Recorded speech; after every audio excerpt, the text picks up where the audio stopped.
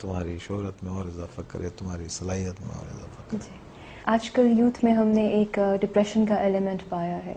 Everyone is frustrated, everyone does not know what to do, where to go. Youth को ये भी नहीं पता कि बड़े होकर लाइक हमें क्या करना है, किस डायरेक्शन में जाना है. जिससे भी बात करें वो यही कहते हैं कि हमें पढ़ना है और बाहर जाना है. What is the thing required to eliminate that element of frustration in the youth? देखिए, बात उनकी बात भी ठीक है, नौजवान नस्ल की, कि माँ बाप इतना सब पैसा लगाते हैं, इतना सब कुछ करते हैं. किस लिए सब करते हैं? इसलिए करते हैं कि उनकी औलाद पढ़े लिखे, जिंदगी में कोई मकाम हासिल करे, कुछ काम करे.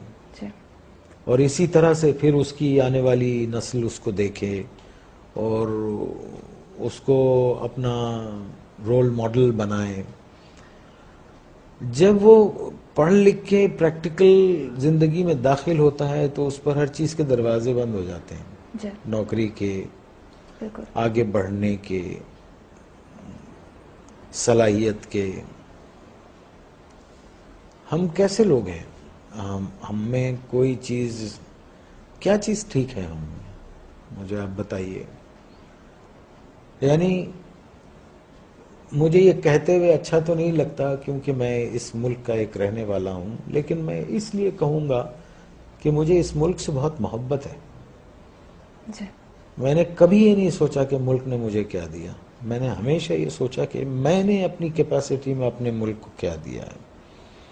तो मुझे अंदाज़ा होता है कि मैंने लोगों को खुशी दी, मैंने लोगों को कहे दिए, मैंने लोगों की दुख और तकलीफ़ों को शेयर किया मैंने.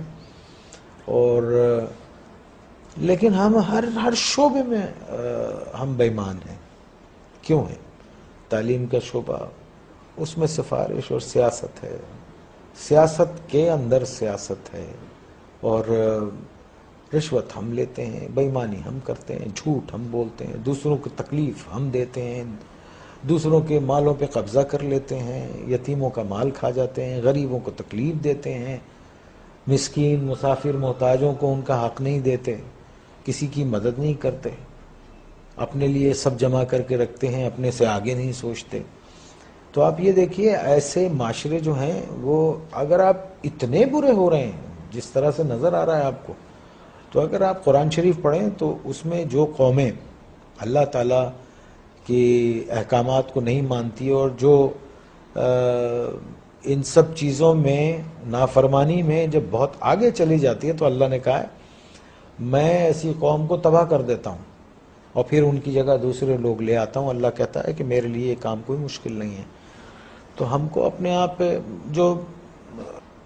जो लखपति है वो करोड़पति होना चाहता है, जो करोड़पति है वो अरबोपति होना चाहता है, जो अरबोपति है वो उससे ज्यादा पैसे वाला होना चाहता है. ये तो पूरी दुनिया में हो रहा है. नहीं, पूरी दुनिया में एक सलीके और एक तरीके से हो रहा है.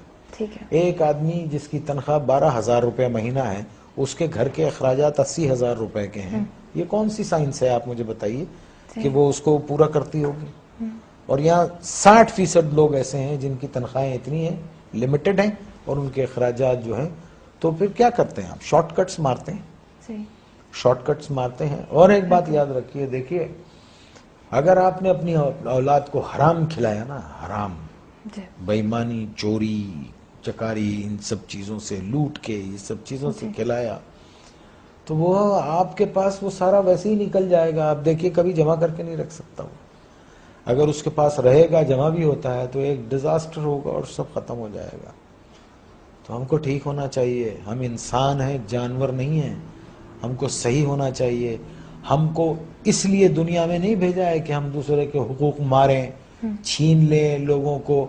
1200 रुपए, 800 रुपए के एक मोबाइल के लिए एक जान ले लेते हैं हम.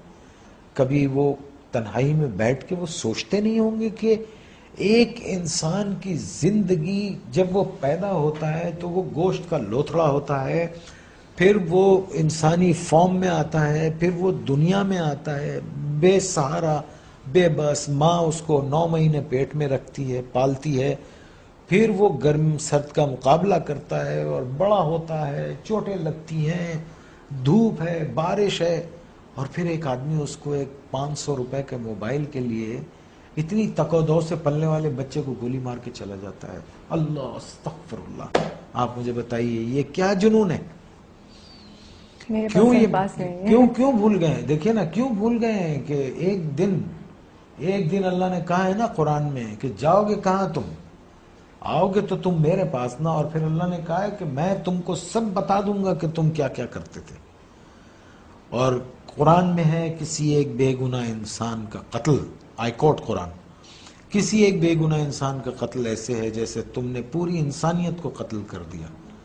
اور ایک جگہ اللہ نے فرمایا اور اگر کسی ایک بے گناہ کی زندگی بچائی گویا تم نے پوری انسانیت کو بچا لیا.